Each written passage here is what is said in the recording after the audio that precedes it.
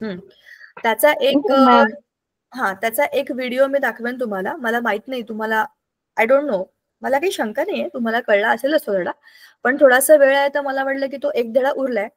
आपल्या आजच्या धड्याचा शेवट म्हणजे रिव्हिजन करूया आणि त्या धड्याचा एक व्हिडिओ आपण बघूया, म्हणजे ते ब्रशअप होईल. आणि बाकीचे सगळे धडे जे मी घेतलेत, कार्बन कंपाऊंड, धातू विज्ञान, धातू अधातू, ऍसिड आणि अल्कली जे आहेत ना, म्हणजे काय बरं आपल्याला आम्ल आम्लारी आणि क्षार हा धडा, हे सगळे जे आपण घेतलेत ते मला माहिती आहेत. पण जो आधीचा झाला नाहीये, म्हणजे मी घेतला नाहीये, त्याचा एक व्हिडिओ तुम्हाला दाखवते. त्याच्याबद्दल काही महत्वाच्या गोष्टी, काही शंका असतील तर ते आपण आज बोलूयात. ठीक आहे ना? म्हणजे केमिस्ट्री आपलं ऑलरेडी डन आहे, बरोबर. चला जरा पीपीटी दाखवते, पटकन आपला धातू विज्ञान रिवाइज करूया, कारण खूप मोठा धडा आहे तो, खूपच मोठा धडा आहे. तर तो आपण बऱ्याच डिटेलमध्ये केलेला आहे ऑलरेडी, पण एकदा त्याला ब्रशअप करू आणि मग पिरियॉडिक टेबलकडे जाऊ. ठीक आहे, बघा. धातू विज्ञान या धड्यामध्ये आपण हे बघितलं होतं की धातू जे आपल्याला मिळतात ते खनिजांपासून मिळतात, आणि खनिजे ही जमिनीच्या खाली असतात. जमिनीच्या खालून खणल्यानंतर त्या खाणींमधून आपल्याला धातू वेगळे करायचे असतात. त्याचं एक स्पेशल विज्ञान आहे. काही विशिष्ट पद्धतीने धातू आपण बाहेर काढतोय. तुम्हाला आता सगळं माहिती आहे कोणत्या कोणत्या टेक्निक आहेत. मॅग्नेटिक सेपरेशन आहे, फ्लोटेशन आहे, म्हणजे फेस फेस करून त्याला बाजूला करणं, बरोबर. त्याच्यानंतर आपण ऍनोड कॅथोड या इलेक्ट्रोलिसिसने पण कसं त्याला वेगळं करतो, हे सगळं आपण धड्यामध्ये बघितलंय. तुम्हाला कळलं असेल की हे तंत्रज्ञान आपण वेगळं विज्ञान म्हणून का बघतोय, की त्याचा एक वेगळाच डिपार्टमेंट आहे.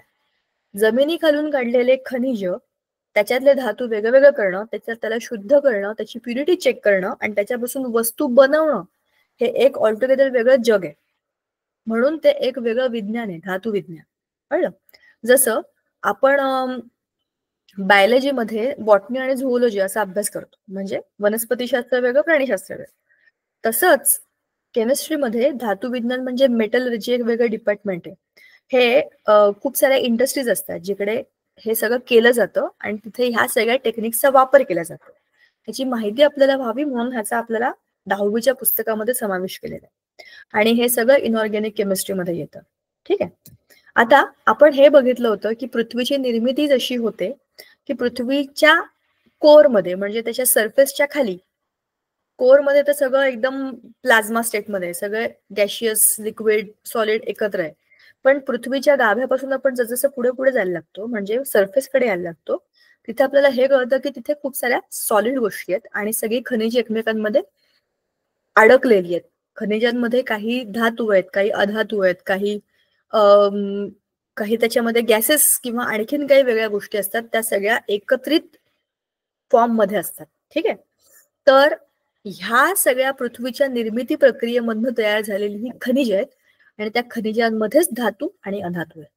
त्यातले आपले धातू वेगळे करायचे, सेपरेट करायचे, क्लीन करायचे, वापरायचे, त्याच्यापासून वस्तू बनवायच्या आणि विकायच्या, एवढी सगळी प्रोसिजर आहे. धातूंचे आपण जेव्हा आपलं मूलद्रव्य म्हणजे काय, एलिमेंट्स जे निसर्गामध्ये प्युअर फॉर्म मध्ये असतात, ते जसे असतात तसेच वापरले जातात. त्या मूलद्रव्यांचं वर्गीकरण आपण 3 भागांमध्ये करतो, धातू, अधातू आणि धातू सदृश, बरोबर. धातू म्हणजे त्याला चमक असते, ते वेगळे असतात, ते अभिक्रियाशील असतात. आणि अधातू म्हणजे ते इलेक्ट्रॉन घेतात, ते पण रिएक्टिव्ह असतात, पण त्यांचे गुणधर्म धातूंपेक्षा वेगळे असतात. आणि धातू सदृश हे असे ज्याच्या ह्या दोघांसारखेही गुणधर्म असतात. आता धातूंचे भौतिक गुणधर्म काय, हे सगळं आपण डिटेलमध्ये बघितलं होतं, की त्याला तुम्ही वाकवू शकता, त्याच्या आपण चपट्या चपट्या अशा प्लेट्स बनवू शकतो, तार बनवता येते आणि पत्रे पण बनवता येतात. त्याला चमक असते, ते सॉलिड फॉर्म मध्ये असतात. फक्त पारा हा धातू एक लिक्विड असतो, बाकी सगळे मोस्टली नाही, 99.99% सगळे धातू हे सॉलिडच असतात.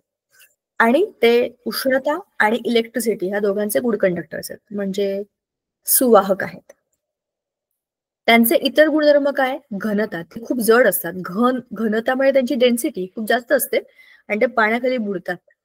त्याचं एक्सेप्शन काय आहे, लिथियम, सोडियम, पोटॅशियम, हे 3 धातू यांची घनता कमी आहे, हे अपवाद आहेत.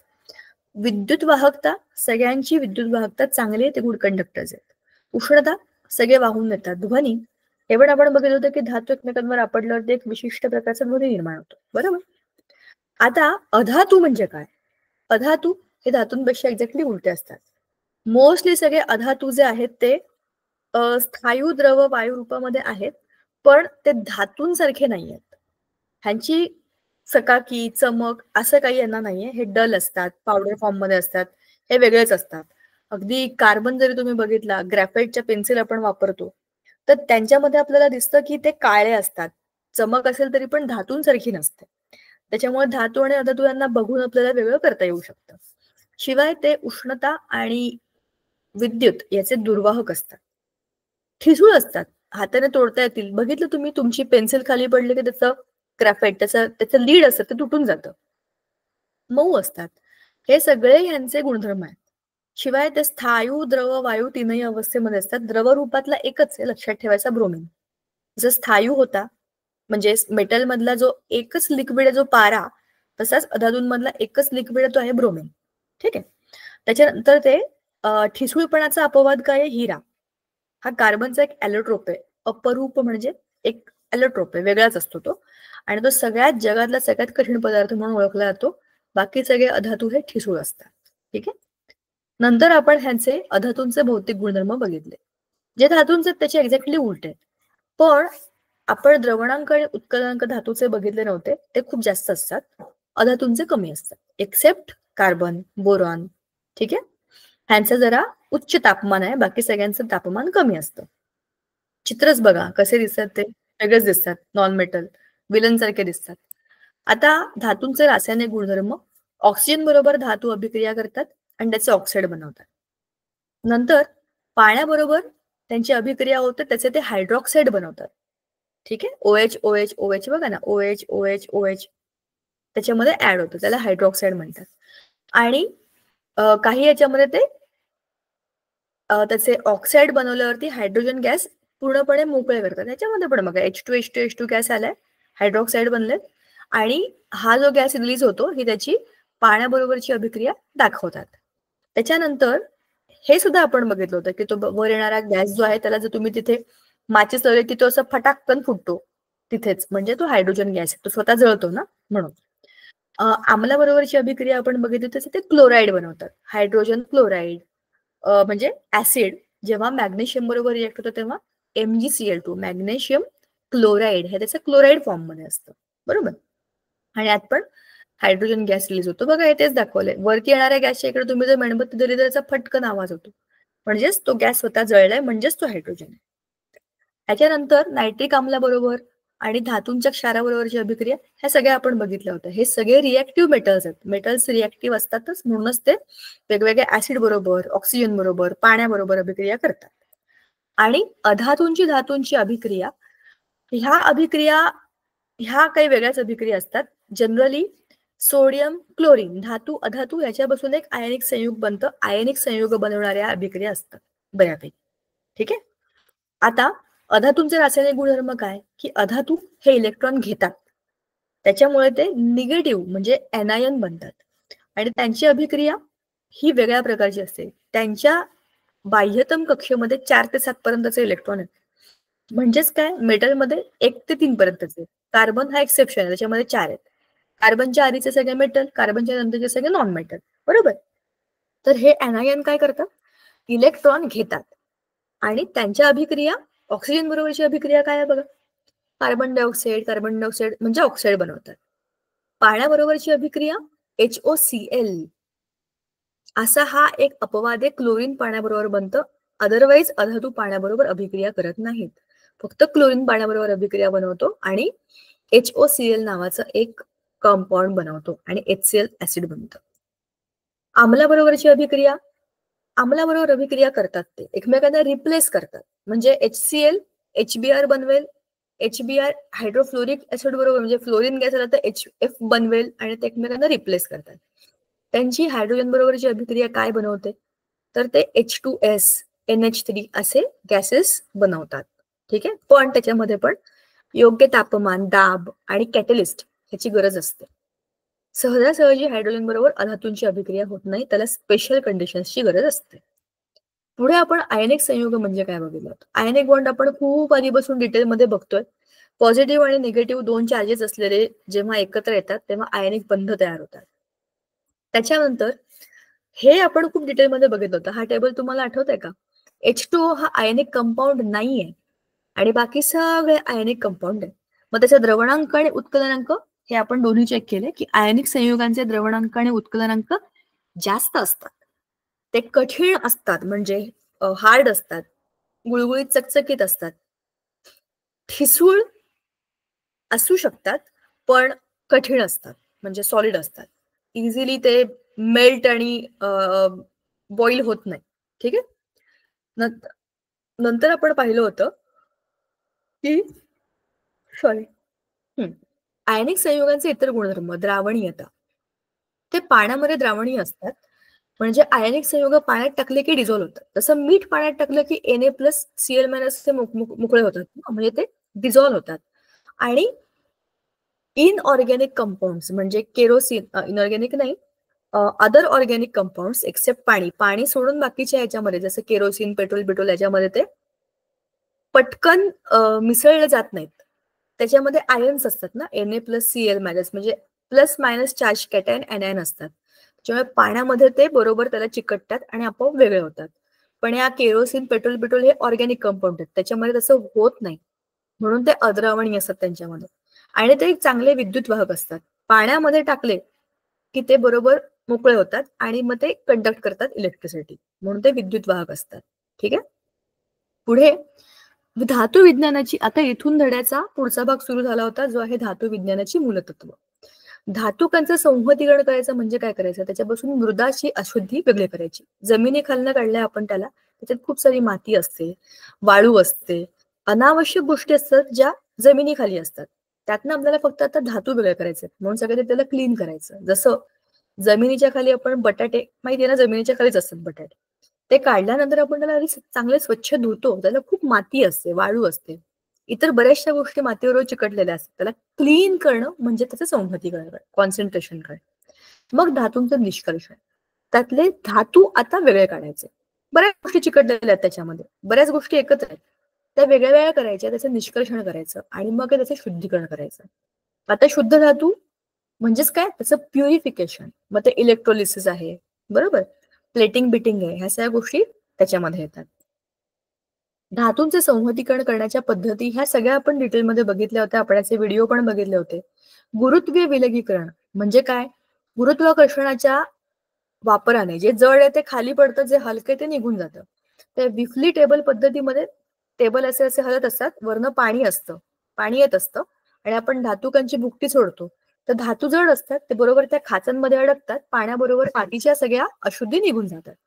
असंच दुसरं आहे हे जलशक्तीवर आधारित विलगीकरण. ह्याच्यामध्ये काय करतो आपण, पाणी वरून सोडतो, सॉरी पाणी खालून सोडतो, वरून धातुकाची भुकटी असते. तर जोरात पाणी फोर्सने वरती आल्यानंतर जे हलकं हलकं आहे ते वर निघून जातं, जड जड पार्टिकल्स धातूचे खाली येऊन पडतात, बरोबर. संहत धातुक म्हणजे जे कॉन्सन्ट्रेटेड आपले ओर्स आहेत त्या खालच्या बाजूने काढून घ्यायचे. पुढचं आहे चुंबकीय विलगीकरण. ह्याच्यामध्ये काय आहे आपल्याला माहिती आहे, जे चुंबकत्व असलेले पदार्थ आहेत, असे मेटल ज्याच्यामध्ये मॅग्नेटिझम आहेत, तिकडे आपोआप चुंबकीय घटक एका बाजूला येतात, अचुंबकीय घटक दुसरीकडे येतात. ठीक आहे. आणि ह्या पट्टीवरून ते फिरत राहते. पट्टी अशी आपल्या कशा गिरणीमध्ये पीठ बारीक करायची पट्टी गोल फिरते, तशी ती पट्टी गोल फिरते, वरनं धातुक पडतात आणि दोन भागांमध्ये वेगळे होतात. पुढचं आहे फेनतरण पद्धत. ह्याच्यामध्ये तेल आणि पाणी हे एकत्र करून चांगलं ढवळलं जातं, ढवळून ढवळून ढवळून त्याचा फेस होतो, सगळी धातुक फेसाबरोबर बाहेर येतात आणि खालच्या बाजूला मृदा अशुद्धी असते अडकलेली, ती खालच्या खाली निघून जाते. ठीक आहे. अपक्षलनामध्ये काय होतं की जो काही निवडक धातू असतात ते काही निवडक द्रावणांमध्ये भिजवून ठेवतात. जसं मी तुम्हाला म्हणतो ना, एखादं पोतं पाण्यामध्ये भिजवून ठेवलं, सगळी मातीमध्ये खाली सुटते, तसंच त्या द्रावणामध्ये ते विशिष्ट धातुक विरघळतात आणि मृदेची अशुद्धी अभिक्रियाने झाल्याने निघून जाते. खालच्या द्रावणामध्ये आता आपल्याला त्यातले मेटल काढायचे, तर ते वेगळे करण्याकरता दुसरे सेपरेशन टेक्निक त्या लिक्विड करता वापरतात. ठीक आहे. आता पुढे आहे धातूंचे निष्कर्षण, ही लेवल 2 आहे. अभिक्रियाशील धातू कसे काढायचे, हवेतल्या ऑक्सिजन बरोबर त्यांची अभिक्रिया होऊन ते जळतात, त्यांच्या निष्कर्षणाकरता आपण विद्युत अपघटनित क्षपण वापरतो. म्हणजेच काय करायचं, त्याचे ऍनोड कॅथोड असं टाकायचं आणि त्याला वेगवेगळ्या याच्यावरती जमवायचं. बघा, ह्याची तुम्हाला मी याचा व्हिडिओ दाखवला होता, अल्युमिनियमचे निष्कर्षण कसे बॉक्साईट ओर मधनं करतात. हे स्वतःच एक त्याचं जे आउटलाईन आहे ना बॉडी, त्याच्यावरती अल्युमिनियम जमा होतो लिक्विड फॉर्म मध्ये, तो खालून काढून घेतात. बरोबर, म्हणजे आपण पॉझिटिव्ह आणि निगेटिव्ह, आणि हे जे लिक्विड आहे ते आपली ओर आहे, त्याला उकळून बारीक करून म्हणजे त्याच्या लिक्विड फॉर्म मध्ये टाकून त्याला आपण वेगवेगळ्या 2 भागात करत असतो. मध्यम अधिक क्रियाशील धातूंचे निष्कर्षण कसे करायचे, ते सल्फाईड फॉर्म मध्ये असतात. तर त्यांचं असं म्हणजे ऑक्सिजन CO2 किंवा SO2 असे गॅसेस रिलीज झाले की आपोआप ते आपल्याला धातू मिळतात. आणि कमी अभिक्रियाशील धातू म्हणजे काय, जे अभिक्रियाशीलता श्रेणीच्या एकदम तळाशी. आता हे कुठं आलं, 3 ह्याच्यामध्ये आपण धातू डिवाइड केले होते, कमी, मध्यम आणि जास्त, अशा 3 ह्याच्यामध्ये धातू आपण टाकले होते. बरोबर ना. तर एकदम कमी अभिक्रियाशील धातू जे खाली होते ते निसर्गात बहुतेक वेळा मुक्त अवस्थेतच असतात. त्याच्यामध्ये कोण असतात, राजधातू असतात. सोनं, चांदी, प्लॅटिनम ह्यासारखे जे रिॲक्ट न करणारे धातू आहेत ते सगळे खाली असतात. मग त्यांना क्लीन करण्याकरता वरची माती काढली, त्याला थोडंसं पॉलिशिंग केलं, क्लिनिंग केलं, उगळवलं आणि त्यातल्या अशुद्धी काढून टाकले की ते क्लीन होतात. त्यांच्या क्लिनिंग करता, त्यांच्या निष्कर्षणाकरता आपल्याला खूप कष्ट करावे लागत नाहीत, कारण ते मुळातच खूप कमी अभिक्रियाशील आहेत. त्यांची कोणाबरोबर फारशी अभिक्रिया झालेली नसते. आता पुढच्या ह्याच्यामध्ये धातूंचे शुद्धीकरण कसे करायचे, धनाग्रीकरण, हे आपण बघितलं होतं की ऍनोड कॅथोड असं लावायचं आणि मग ते कॅथोड साईडला सगळे येतात. ऍनोड मध्ये लावलेले असतात, ग्रॅफाइटचे ऍनोड असतात. कॅथोड त्याची बॉडी असते, त्याच्यावरच सगळे मेटल्स जमा होतात आणि तिकडनं बाहेर पडतात. विद्युत विलेपन म्हणजेच काय, विद्युत अपघटनाद्वारे कमी अभिक्रियाशील धातूचा जास्त अभिक्रियाशील धातूवर थर देण्यात येतो. हे तुम्हाला मागे पण मी बोलले होते की जास्त रिएक्टिव्ह याच्यावरती कमी रिएक्टिव्ह, जसं की आपण सोन्याचे चांदीचे दागिने बघतो, तर पितळ्याच्या याच्यावरती वर्ण कोटिंग नव्हतं. 1 ग्रॅम सोन्याचं जे असतं ते पितळ हिरवं हिरवं होतं ना, ते घाण दिसतं. ते दागिने हिरवे हिरवे दिसतात, अंगठ्या पण त्याच्या हिरव्या बोटावरती येतात, चेन गळ्यातल्या किंवा हातातल्या ब्रेसलेट ते हिरवं हिरवं दिसतं. पण त्याच्यावर सोन्याचं कोटिंग केलं की ते तसं होत नाही, कारण मधली अभिक्रियाशीलता कमी होऊन जाते. संमिश्रीकरणामध्ये काय होतं की 2-3 धातू आपण एकत्र करतो आणि त्याला कमी रिॲक्ट करतो, जसं की आपण स्टीलचं बघितलं होतं. जास्त विलेपनामध्ये गॅल्वनाइज करतात, त्याला जस्ताचं विलेपन करतात. त्या प्लेटला बुडवायचं, काढायचं, खळबळून धुवायचं, बुडवायचं, काढायचं, असं करून करून त्याला चांगलं त्याच्यावर कोटिंग करतात जस्ताचं. कथिलामध्ये टीन या धातूचं कोटिंग करतात. बरोबर, म्हणजे कथिलाचं कोटिंग होतं. क्षरण हे बघितलं होतं आपण की सगळ्या धातूंना क्षरणापासून वाचवावं लागतं का, हवेमधलं पाणी किंवा मॉइश्चर किंवा ऑक्सिजन ह्या सगळ्याची त्याची अभिक्रिया झाली ते क्षरण होतं. याची अनेक उदाहरणं आपण बघितली होती की अल्युमिनियम वरती काळपट थर येतो, किंवा त्या पितळाचा जो स्वातंत्र्य देवतेचा पुतळा आहे ना, स्टॅच्यू ऑफ लिबर्टी, तो त्याचा रंग बदलला, हिरवा झाला. लोखंडाचा गंध तर आपल्याला सगळ्यांना माहितीये. तर चांदी सुद्धा काळ्या रंगाची होते. तर हे सगळे जे आहे, तांब्या पितळेच्या भांड्यांवरती होणारा थर, किंवा काळ्या रंगाचा चांदीचा थर, किंवा आपल्या अल्युमिनियम वरती आलेला काळपट रंग. बघा तुम्ही अल्युमिनियमची भांडी रगडून घासा, आतून स्वच्छ दिसतात पॉलिश केलेली, पण वरचं काळं काळं निघाल्यासारखं दिसतं. ते काळं काळं काय असतं, एक प्रकारचं क्षरण असतं. अल्युमिनियमचा पण अभिक्रिया झाल्यावरती रंग बदलतो, म्हणून ते अल्युमिनियमची भांडी वापरत नाही. इंडालियम, फिंडालियम त्याच्या फॅमिलीतले बरेचसे लोक वापरतात, त्याच्यामुळे त्याचं क्षरण कमी होतं. ठीक आहे, हे सगळं आहे क्षरण. हे कमी होण्याकरता काय करायचं, क्षरण करण्यासाठी क्षरणाचा प्रतिबंध करायचा, धातूंना रंग लावायचा, जस्ताचे विलेपन, कथिलीकरण किंवा धनाग्रीकरण, म्हणजे एका धातूवर दुसरा कमी रिॲक्ट करणारा धातू चढवणं, म्हणजे क्षरणाचा प्रतिबंध करणं.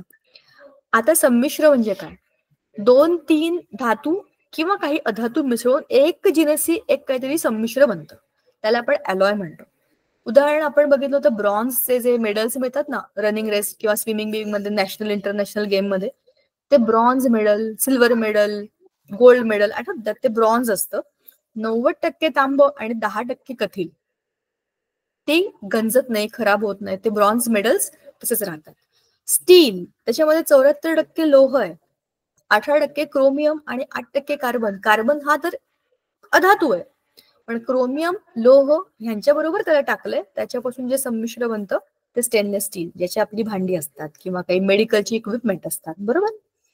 फायदे, ह्याच्यामुळे ऑब्व्हियसली धातूचं क्षरण होत नाही, त्याचे गुणधर्म सुधारतात, चांगली पॉवर येते, चांगले स्ट्रॉंग होतात ते आणि चांगले टिकतात. हे सगळे फायदे आहेत संमिश्रांचे. अशा पद्धतीने हा धडा इकडे संपला. हा सगळा आज आपण ब्रशअप केला. तुम्हाला कळला का? पूर्ण धडाच आपला आज संपला. आता आम्ही तुम्हाला ना पिरियॉडिक टेबलचा एक जरा दाखवणार आहे. 2 सेकंद.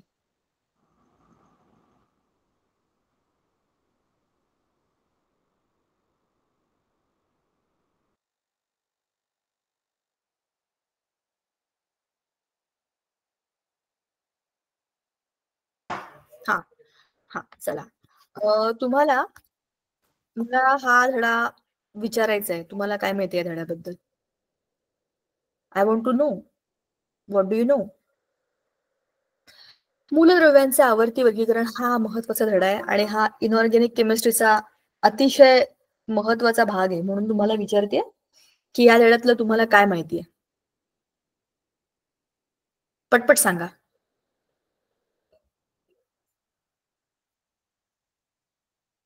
मॅम, हम्म आवर्त सारणी कशाला म्हणतात? घन आवर्त इलेक्ट्रॉन्स कोणकोणते आहेत?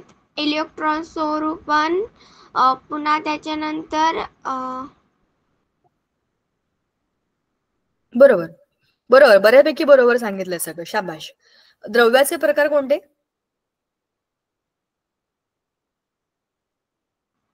मॅम, द्रव, वायू, स्थायू. बरं. आणि आवर्त सारणीमध्ये एक मिनिट, मी जरा माझा लॅपटॉप लावते चार्जिंगला, तोपर्यंत तुम्ही बोला. हा, द्रव, स्थायू, वायू हे त्याचे 3 अवस्था आहेत. द्रव्याचे प्रकार म्हणजे एलिमेंट, कंपाऊंड आणि मिक्सचर्स. बरोबर ना? मूलद्रव्य, संयुग आणि मिश्रण हे 3 प्रकार आहेत ना? करेक्ट ना? त्यातले मूलद्रव्य म्हणजे काय? मूलद्रव्य मॅम, त्याचे nitrogen, helium, helium, boron, carbon, nitrogen, sodium, magnesium, aluminium. बरोबर. म्हणजेच काय? ते सगळे जे निसर्गामध्ये जसे आहेत मूलद्रव्य आहेत, ती मूलद्रव्य आहेत, तीच मूलद्रव्य आहेत, त्यांच्यापासून सगळं बनलंय. म्हणजे ते बेसिक आहेत, त्यांच्यापासून सगळं बनलंय म्हणून त्यांचं नाव मूलद्रव्य आहे. संयुग कशापासून बनतात? मूलद्रव्यापासून बनतात. म्हणजे सगळ्या जगातल्या सगळ्या गोष्टींचा बेस काय आहे? मूलद्रव्य. ठीक आहे. त्यांचे प्रकार कोणते? लहानात लहान कण कोणते असतात? अणू असतात. बरोबर. मूलद्रव्य आणि संयुग यांच्या रेणूंमध्ये काय फरक असतो? सांगा बरं मला. मूलद्रव्यांच्या रेणूंमध्ये फक्त मूलद्रव्याचेच अणू असतात, पण संयुगांमध्ये एकाहून जास्त मूलद्रव्य असतं. बरोबर ना? आता आपण त्याचं क्लासिफिकेशन बघितलं, तुम्हीच बघितलं, म्हणजे मी ते घेतलं नाही, पण मला माहिती, तुम्हाला हे माहिती असेल. दुसरा धडा आहे, खूप वेळ झाला असेल. 1800 मध्ये फक्त 30च मूलद्रव्य माहिती होती. आता आपल्याकडे जवळपास 90च्याहून जास्त, 100च्याहून जास्त, 108, 100च्याहून जास्त, 118 मूलद्रव्य आपल्याकडे आता माहिती आहेत आपल्याला. आता ह्यांची मांडणी करायला पाहिजे. का मांडणी करायला पाहिजे? काय करायचं आहे? असू दे की, कशाला मांडायचं? का मांडणी करायची सांगा बरं. मॅम, कारण काही मूलद्रव्य हे क्रियाशील असतात, काही क्रियाशील नसतात म्हणून. थांबा, चला जरा तुमचे कॅमेरे ऑन करा, आपण जरा बोलूया. वर्गीकरणाची गरज काय ह्याच्याबद्दल बोलूया. तुम्हाला मी एक उदाहरण सांगते. मी वॉशिंग मशीन लावली आणि मशीन मधनं सगळे कपडे वाळलेले आधीचे ते सगळे माझ्या रूम मध्ये आणून ठेवते. तर त्या कपड्यांमध्ये सगळ्या प्रकारचे कपडे आहेत. आता मी काय करू त्या कपड्यांचं?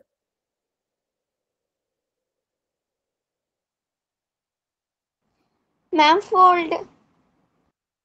हो, फोल्ड करू, पण सगळेच कपडे एकत्र आहेत. म्हणजे माझे कपडे, माझ्या मुलांचे कपडे, माझ्या आईचे कपडे, माझ्या बाबांचे कपडे, आमच्या घरात कोणीतरी पाहुणे आले होते त्यांचे कपडे, 1-2 उशांची कवरं, सगळ्या प्रकारचे कपडे एकत्र धुतले. आता काय करायचं? मॅम, तर एका एकाचे कपडे साईडला काढावं लागन. असं नाही केलं तर काय होईल? मॅम, असं नाही केलं तर कसं समजणार कोणाचे कपडे कोणते आहेत आणि कोणाचे कोणते आहेत? बरोबर ना? म्हणजे आज मला त्याची गरज नाहीये, पण उद्या लागतील कपडे, तेव्हा तेव्हा काय, अरे त्या उशांच्या खोळीमध्ये गेले का याचं शर्ट असं बघायचं का? म्हणून आधीच बघायचं, म्हणून आधीच क्लासिफिकेशन करायचं. तुम्ही जे बघताय त्याचा उद्देशच तो आहे की आपण आधीच गोष्टींची मांडणी केली की आपल्याला समजतं की कुठे काय चाललंय. बरोबर ना? तुमचं कपाट वह्या पुस्तकांचं, वह्या एका बाजूला, पुस्तक एका बाजूला, तुमची बॅग पण अशीच असते बघा. कशातरी काही ठेवता का तुम्ही? नाही मॅम. ठेवत असाल तर ठेवू नका, नाहीतर मग जो मॅथ्सचा पिरियड सुरू झाला की इथं माझं तर सायन्स होतं, इथं माझं तर मॅथ्स होतं, इथं कुठे गेलं शोधायला लागतं. तुमच्या पिरियड प्रमाणे तुम्ही तुमची वही पुस्तक ठेवलं की तुम्हाला न बघता पण तिसरा पिरियड चाललाय, तिसऱ्या 2 वस्तू काढायच्या, इतकं सिस्टमॅटिक काम होतं. बरोबर? हेच क्लासिफिकेशन आहे. जेव्हा 30 एलिमेंट होते तेव्हाच लोकांच्या डोक्यामध्ये सुरू झालं होतं की ह्याची मांडणी करायला पाहिजे, काहीतरी पाहिजे ज्याच्यामुळे आपल्याला कळेल की हे काय चाललंय. 30च एलिमेंट कळले होते, अपेक्षित होतं की आणखीन कळतील. बरोबर? आता समजा मी माझ्या मगाच्या उदाहरणाकडे येते.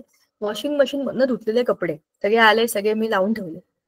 पण जर आता माझ्याकडे कोणी पाहुणे आले आणि त्यांनी माझ्याकरता एक नवा ड्रेस आणला, तर तो ड्रेस मी कुठे ठेवायचा?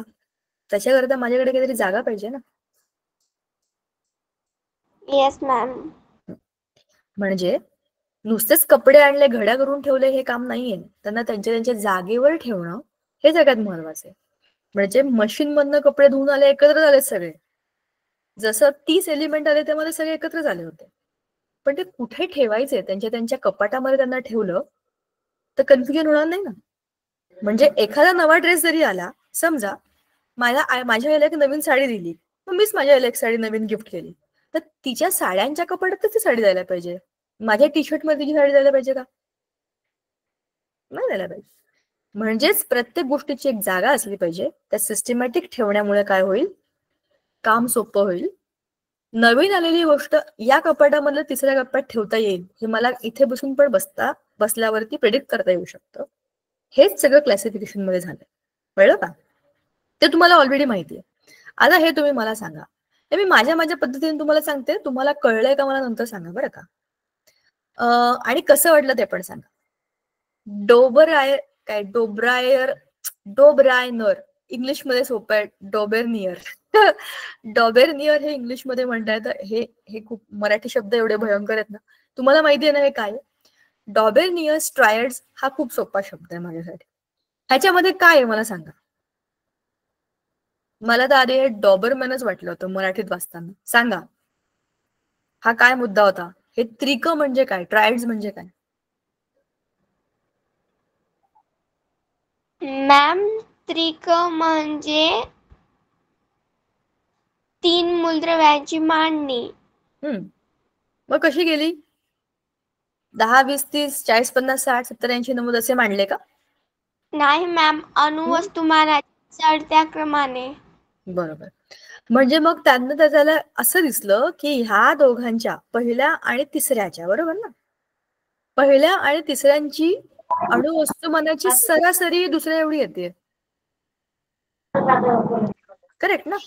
म्हणजे हा ए आणि हा सी असेल तर A plus C divided by 2 is equal to B. हे त्याला सापडलेलं एक काहीतरी सूत्र होतं. कोणाला? डॉबेरनेर. त्याने काय केलं? 3-3-3च्या ग्रुपमध्ये सगळे एलिमेंट मांडले. पण हे बरोबर होतं का?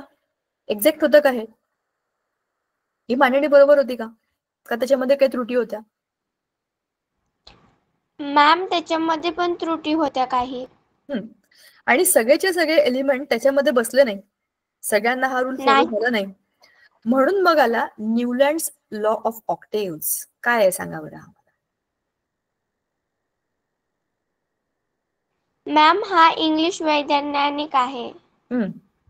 पण त्याने काय केलं? खाली टेबल पण दिसतंय, सांगा मला. न्यूलँड्स ऑक्टेट किंवा ऑक्टेव्स. ऑक्टेटचा अर्थ आहे 8. आता त्याने काय सांगितलं? माझ्या भाषेत सांगते बघा, तुम्हाला कळतंय का. आपण म्हणतो ना सा रे ग म प ध नि सा, बरोबर? सारे ग म प ध नि सा आपले 7 स्वर आहेत, बरोबर? त्याने काय केलं? असंच असे आपले सारे ग म प ध नि सा आहेत ना, असे त्यांचे पण डो रे मी फा सो ला टी हे त्यांचे स्वर आहेत. हे कुठले आहेत? पाश्चात्य संगीत, वेस्टर्न म्युझिक. ठीक आहे. तर आपण कसं सा रे ग म प ध नि सा, जो सा आहे तो पहिला 7 आहे, फक्त वर आहे, बरोबर ना, खालचा 6 वरचा 6. तसंच त्याने काय केलं, ह्या 7 मध्ये इलेक्ट्रॉन बसवले आणि 8वा परत 6च्या गटात आला. म्हणजेच ह्या सगळ्यांचे गुणधर्म एकसारखे पाहिजे. कळलं का? मग पुढचं येणार ह्याच्यामध्ये, पुढचं येणार त्याच्यामध्ये, त्याच्यामुळे पुढच्यामध्ये, असं करत करत करत त्याने 7-7-7च्या याच्यामध्ये त्यांना मांडलं. हे बरोबर होतं का? नाही मॅम. काही काही अशा ग्रुपमध्ये गेले की त्यांच्या प्रॉपर्टीज मॅच नाही झाल्या, म्हणून मग हे अष्टक ही पण काय एक्सेप्टिव्ह स्ट्रॅटेजी नाही आहे. आणि काही काही जागांवर 2-2 मूलद्रव्य पण आली आहेत. का असं केलं मॅम? कारण हम्म त्यांचे दोघांचे गुणधर्म सारखे होते, म्हणून त्याला वाटलं की एकाच जागेवर लिहिणं चांगलं. हो ना, पण मग एका स्वराखाली 2-2 असं बरोबर नाही ना, एका ठिकाणी 1 एका ठिकाणी 2, त्याच्यामुळे हे युनिफॉर्म नाही. पण मग हे पहिले 2 प्रयोग चुकीचे होते का सांगा मला? Yes ma'am. नाही, चुकीचे नव्हते.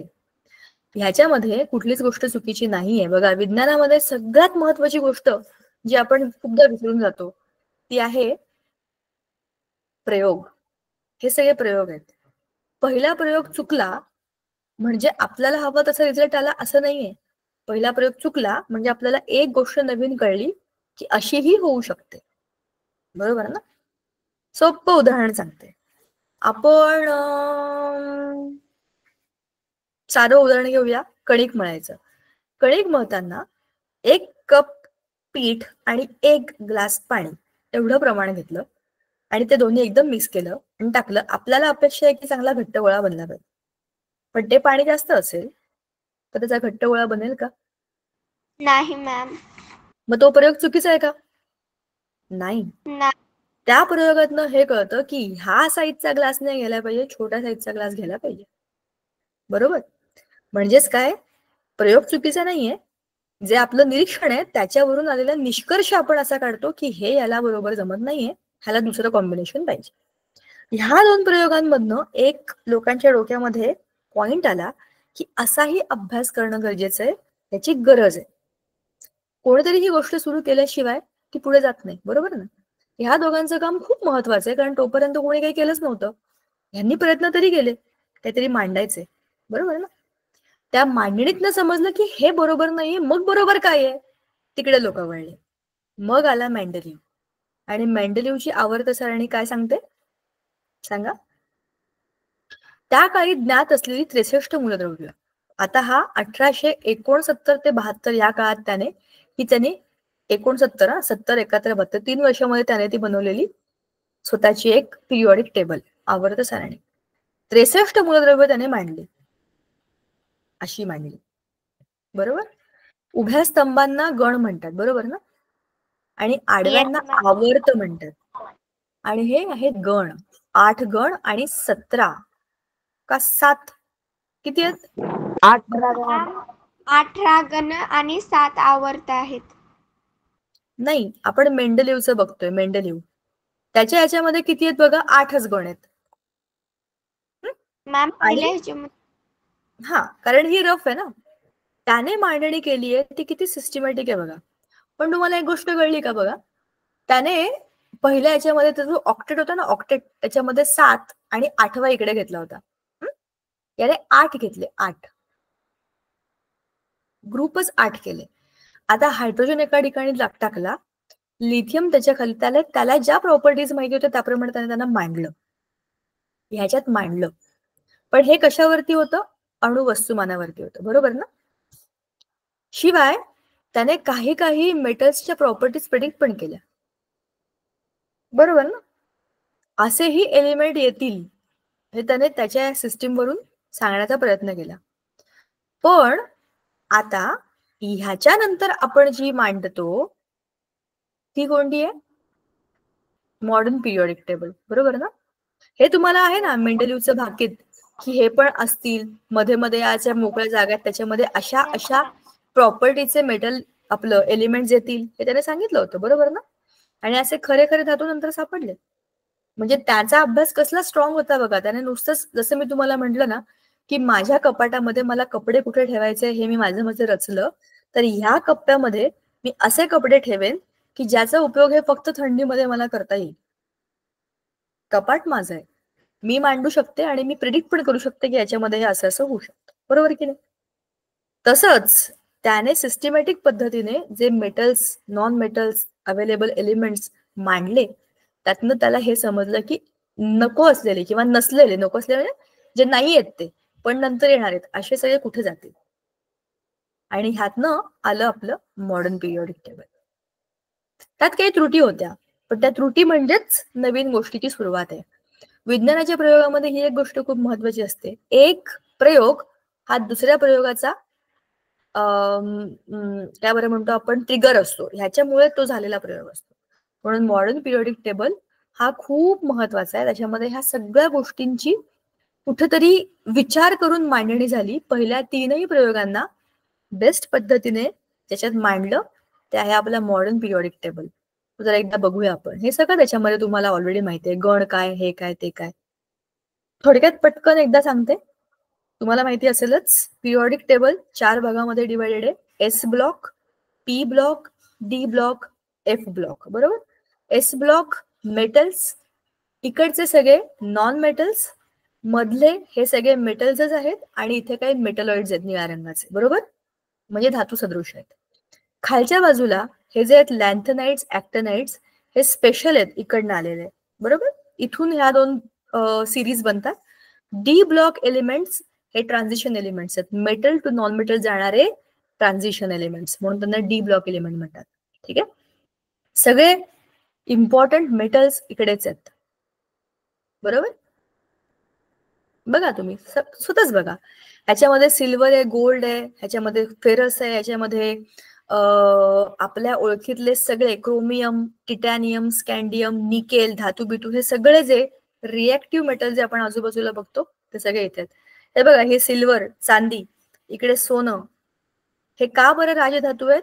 यांची ऍटॉमिक नंबर बघा किती आहे, आणि त्यांची काय बरं म्हणतात, रचना अशी आहे की त्यांना इलेक्ट्रॉन जास्त शेअर करायची, देण्या घेण्याची काही गरज नाही. त्यांच्या ते साईज मोठी, इलेक्ट्रॉन जास्त, त्याच्यामुळे ते सुखी आहेत, ते मेटल्स आहेत पण ते कमी रिएक्टिव्ह, बरोबर? आणि इकडून पुढे नॉन मेटल्स कडे आपण जातो. ठीक आहे, हे सगळं आपण प्रेडिक्ट करू शकतो. ह्याच्यामध्ये 18 गण आहेत आणि 7 आवर्त आहेत, म्हणून त्याला म्हणतात, बरोबर ना? असा हा सगळा पिरियोडिक टेबलचा प्रवास आहे. आता याच्यातनं आपण प्रेडिक्ट करू शकतो की त्याची रचना कशी असेल, बरोबर? सोडियम म्हणजे हायड्रोजन म्हणजे 1, तर एकच शेल, त्याच्यामध्ये एकच इलेक्ट्रॉन. लिथियम मध्ये 2 दुसरी आवर्त आहे म्हणून 2 शेल, 2 आणि 1 इलेक्ट्रॉन, करेक्ट ना? जितके जितके तुम्ही खाली याल तितके तितके रिंग्स वाढतील.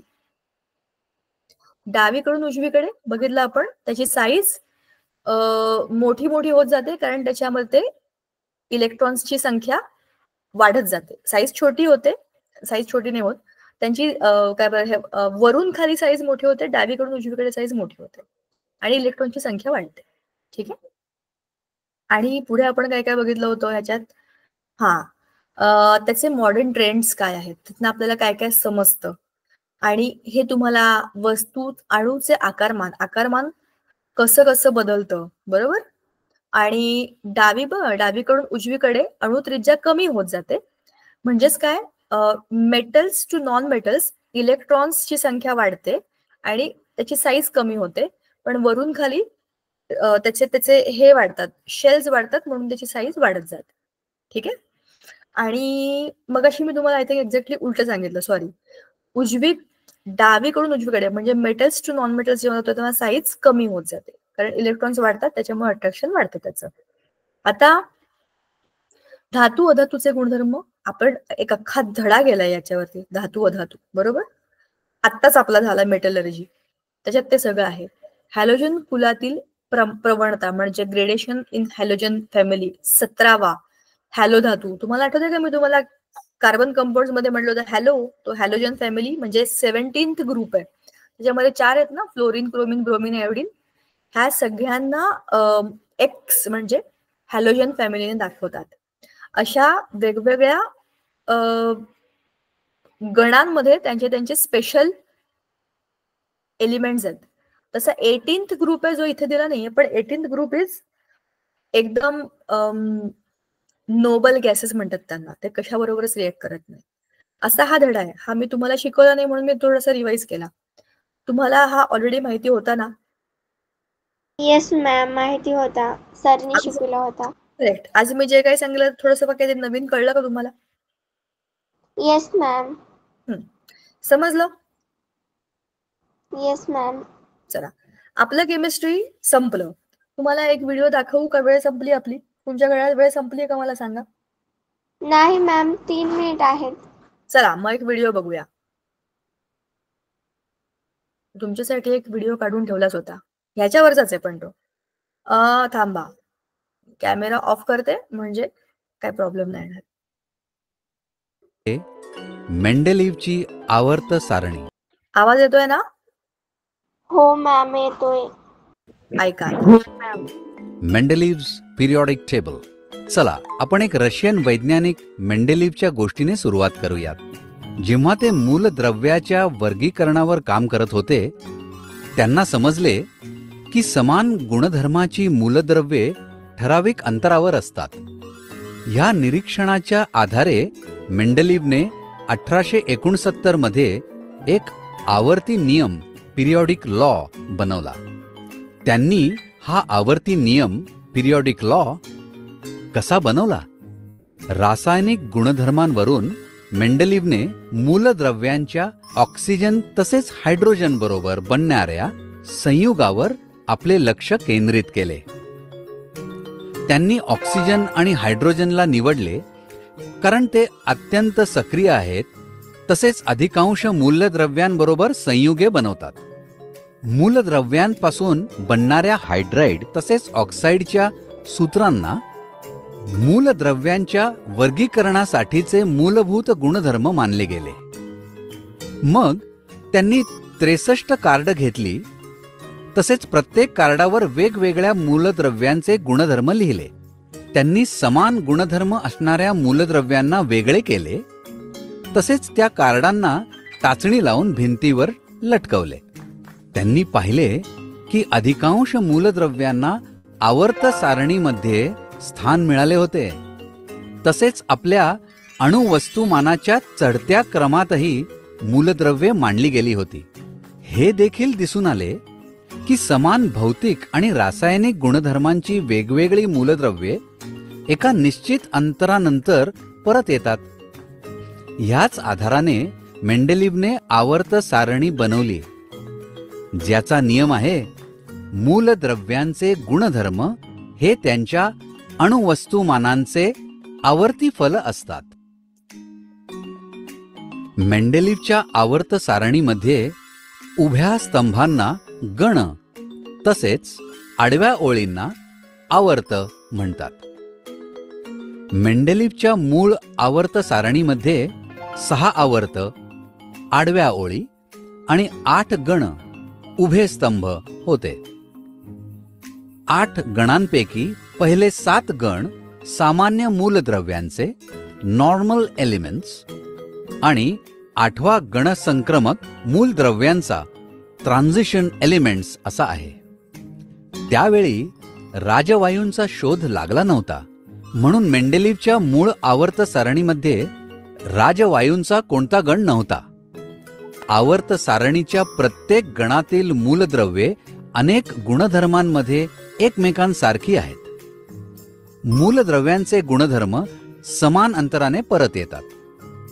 आता आपण अशा प्रकारे वर्गीकरणाच्या 2 मुख्य वैशिष्ट्यांचे वर्णन करूया. 1. अधिकांश मूलद्रव्यांना त्यांच्या अणुवस्तुमानाच्या चढत्या क्रमाने मांडले जाते. 2. मूलद्रव्यांच्या गणात समान गुणधर्म असतात. आता आपण मेंडेलिव्हच्या आवर्त सारणीच्या गुणांविषयी चर्चा करूया. यामुळे अशा काही मूलद्रव्यांच्या अस्तित्वाचे अनुमान केले गेले जे त्या वेळेपर्यंत माहीत नव्हते. मेंडेलिव्हने आपल्या आवर्त सारणीत काही जागा रिक्त ठेवल्या.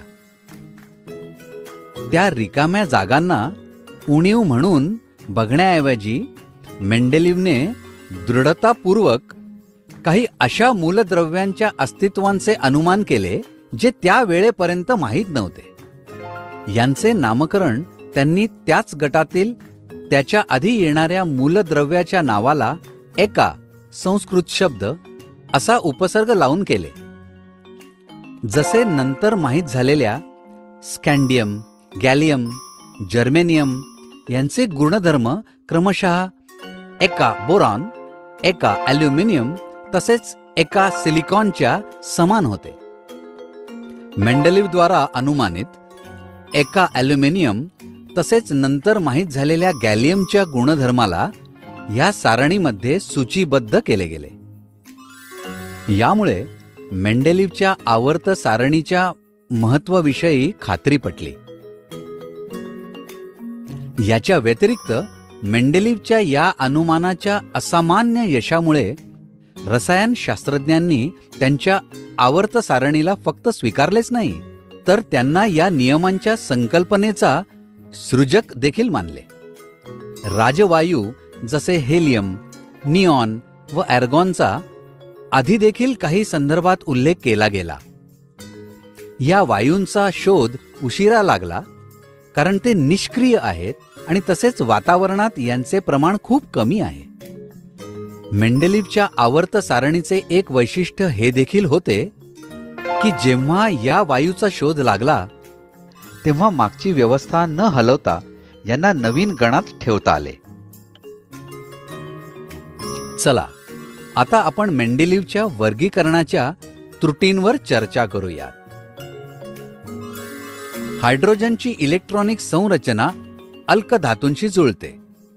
अल्कधातूंप्रमाणे हायड्रोजन सुद्धा हॅलोजन, ऑक्सिजन व सल्फर यांच्याबरोबर एकसारखी सूत्रे असणारी संयुगे बनवतो, जसे तुम्ही या उदाहरणामध्ये बघू शकता। दुसरीकडे हॅलोजन प्रमाणे हायड्रोजन देखील द्विअण्वीय रेणूच्या रूपात आढळतो आणि धातू आणि अधातूंच्या बरोबर सहसंयोजक संयुग बनवतो।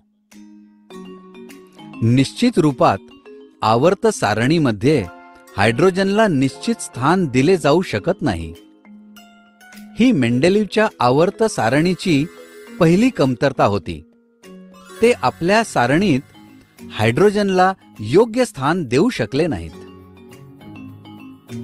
मेंडेलिव्हच्या मूलद्रव्यांचे आवर्त वर्गीकरण झाल्यानंतर खूप काळानंतर समस्थानिकांचा शोध लागला।